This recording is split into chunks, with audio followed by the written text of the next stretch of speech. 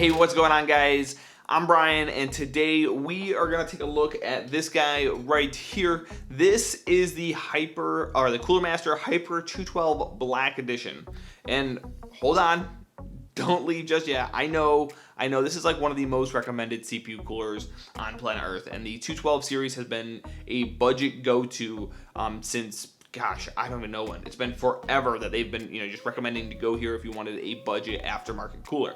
But I'm gonna test it a little differently today. Today I'm gonna test it with a push configuration, a pull configuration, and a push-pull configuration. And you might sit there and ask why. Well, the Arctic Freezer 34 Esports Duo is the cooler that I use in my main rig now. And I got this actually back when my all-in-one water cooler failed a few months ago. And the problem was that when I started to test the Hyper 212, I expected the results to be very similar to this cooler because, when you look at them, the design is almost identical. But I noticed the Arctic cooler was edging out this guy by a little bit. So I stopped and thought about it and realized that, the Arctic cooler does have two fans. So the question comes out to me, can an additional fan really make this big of a difference, the difference that I was seeing between these coolers? And today, that is what we are gonna look for. That's what we're gonna find out. So let's get going. Now, before we get into the review, I wanted to let you guys know that I was not paid or anything to do this review. I bought every single cooler that I will be featuring in this video, and these are my thoughts and findings. As always, check out the description box below for any related links to the products that I talk about today. And don't forget to hit that subscribe button and smack that like button. It's totally free and it helps us out a ton. Alrighty, so the Hyper 212 Black Edition is just beautiful. Look at this thing, right? It comes in at a whopping $34.99, and essentially everything on this cooler, including the mounting bracket, the fan, and everything is jet black. The only parts that's not jet black is the very, very, very top, and this is actually an anodized aluminum that has a gunmetal black finish. It looks really nice. It looks really high quality. There's caps on here, which really adds a nice touch to it as well. Again, it looks great, and it feels like a really nice, good quality cooler. It has 4 heat pipes on the bottom that will be attached to the cold plate to help dissipate as much heat as possible. And it also comes with Corsair's Silencio 120 millimeter fan. This fan will be attached via these like paperclip style brackets. And Cooler Master actually includes a second set of these brackets if you decided you wanted to add another fan for a push-pull configuration. This cooler will work with nearly every single Intel and AMD socket type except for the Threadripper lineup. So both the first, second generation Threadrippers will not work, and the newest third generation Threadripper will not be able, or you'll not be able to use that with this cooler. I'd imagine that if you did have a Threadripper CPU, you probably should, and you probably are searching for a more robust CPU cooler anyways. So it's not that big of a deal that they do not include the required mounting stuff for again, the Threadripper series. The cooler should give you guys no issues regardless of how tall your memory is, but I will say I'm gonna leave some B-roll for this. You should definitely include or install your memory first, because it is a really tight fit. When I put my memory kit in, it was kind of pushing against the fan a little bit, or the fan was pushing against the memory kit a little bit. So if you don't have to use the slot closest, I would recommend not to, but it is kind of a tight fit. The Hyper 212 Black Edition comes in at 158.8 millimeters tall, and so it should also fit in the vast majority of mid-tower and full tower cases. All right, all the specs and stuff are out of the way. So how does this thing perform? That's why you're here. It's what you want to know. For testing, I used the Ryzen 7 2700. I did all of the tests at stock clocks, as well as with a slight overclock at 3.8 gigahertz at 1.3 volts. I also use these IC graphite thermal pads. Allows for a consistent application of thermal paste. It just gives you consistent thermals all across all tests. And then I also use the AMD stock cooler for reference. I use the included Silencio fan for a baseline, and then I also used the Arctic Freezer 34 Esports Duo fans in a push in a pull configuration, and then in a push-pull configuration. So there's actually quite a bit of testing here. I wanted to see how the fans compared from, you know, being on this cooler versus being on the actual own. Even though it's not a comparison between coolers, I wanted to know if those fans were better or whatever, you know, and so forth. You know, that's why we're doing this video in the first place, trying to see if a push-pull configuration is even worth, you know, kind of having on this cooler.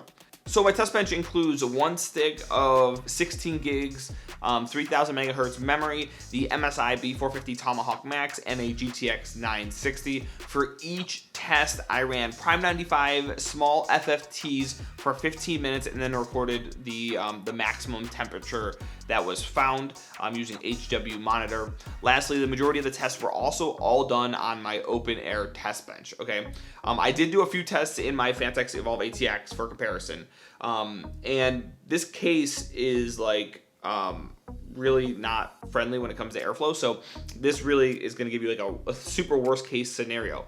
But again, Prime 95 small FFTSs.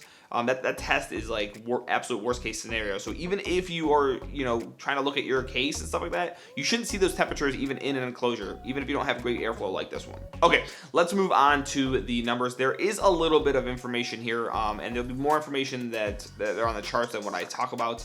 So just, you know, if you need to pause the video to review it, then, you know, feel free to do that. You know, take your time, you know, just to see kind of like how the numbers played out. So when running Prime 95 at stock speeds on the test bench and with the stock AMD cooler, we capped out at a 37-degree delta, and a delta is just the max temp minus the ambient, for those of you who are unaware.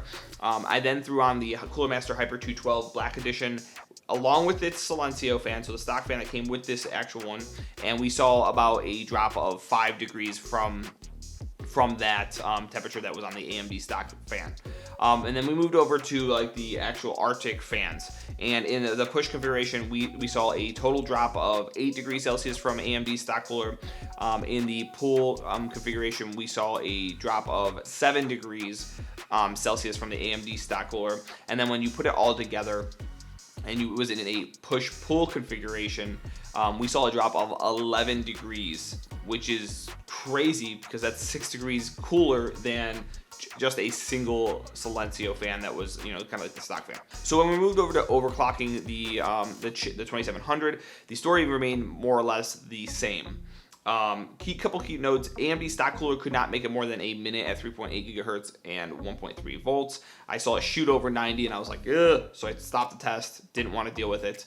The Silencio fan capped out at 59-degree delta, and then the Arctic fans again were favorable by dropping the temps by 4 more degrees in the push configuration, 2 over the Silencio fan in the pull configuration, and 5 when we're using the push-pull configuration over the Silencio fan. For reference, I did include the Arctic Freezer 34 Esports Duo numbers in the charts, so if you're interested in the you know, kind of like how that cooler did, check out the charts, you know, rewind if you have to, and see how that cooler does. But again, this is a review for this cooler, not the Arctic cooler, so, you know, I didn't feel like it was necessary to talk about it. I will be doing a full review on the actual Arctic cooler, so if you're interested in that, make sure that you subscribe so you do not miss it. Now, when it comes to the testing that I did in my actual Vantex Evolve ATX case, I found that the temperatures only increased 2 to 3 Celsius in each of my tests. So I reran the tests.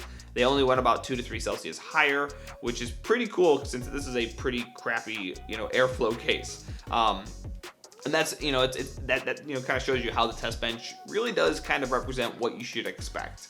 And also keep in mind, you know, like these tests that we're doing are, you know, pushing these CPUs to like beyond what you should ever see in normal usage. So you should never see these temperatures when you're using your system, even if it's in a case. So anyways, I did do some game testing as well, and I played Fortnite and WoW. Those were the two main games I played, but I played CSGO and some other ones. The temperatures did not go over 55 degrees with the Hyper 212 Black Edition and its stock Silencio fan. I also did the tests with the Arctic cooler.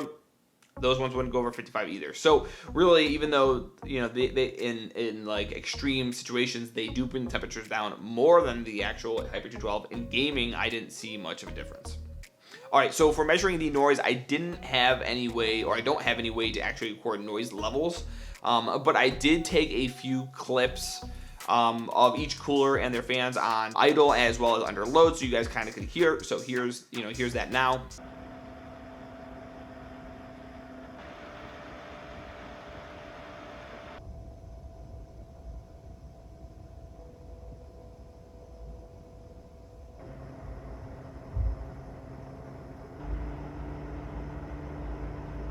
These fans are on the default fan curve for the MSI B450 Tomahawk motherboard, and keep in mind the Arctic fans ramp up to about 2100 RPM versus the 1400 RPM that the Silencio fan maxes out at.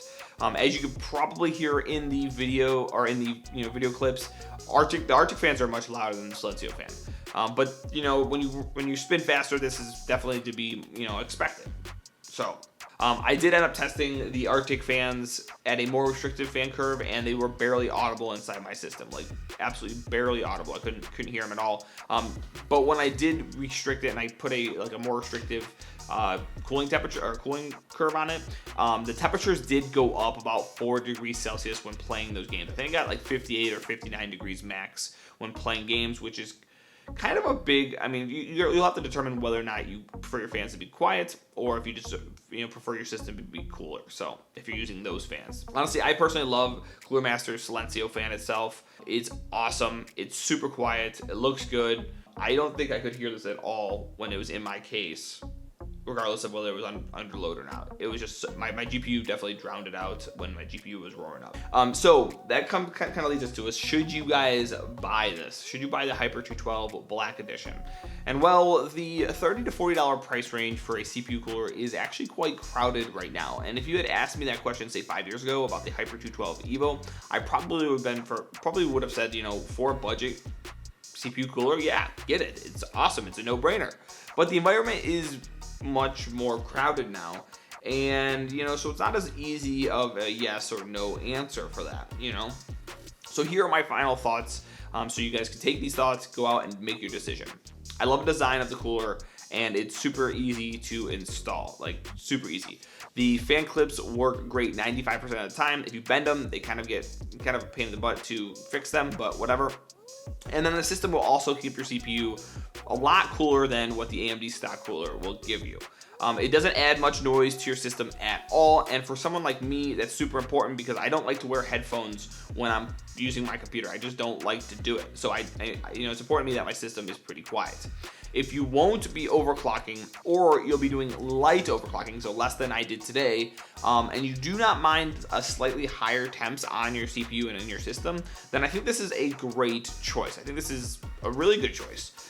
If you want the best bang for your buck and you don't necessarily care about the noise, then I think there might be other options out there, such as the Arctic Freezer 34 Esports Duo, that you might want to consider. So if you guys liked this video, please give me a thumbs up. If you hated it, give me a thumbs down and let me know why in the comments below. Also, check out my latest video. It should be popping up like right here. I'll make it pop up like boom. It's there. And don't forget to subscribe for more tech content just like this. I'll be releasing videos every single week, at least one video every single week this year. If you have any questions at all, also let me know about those in the comments below. Thanks for watching.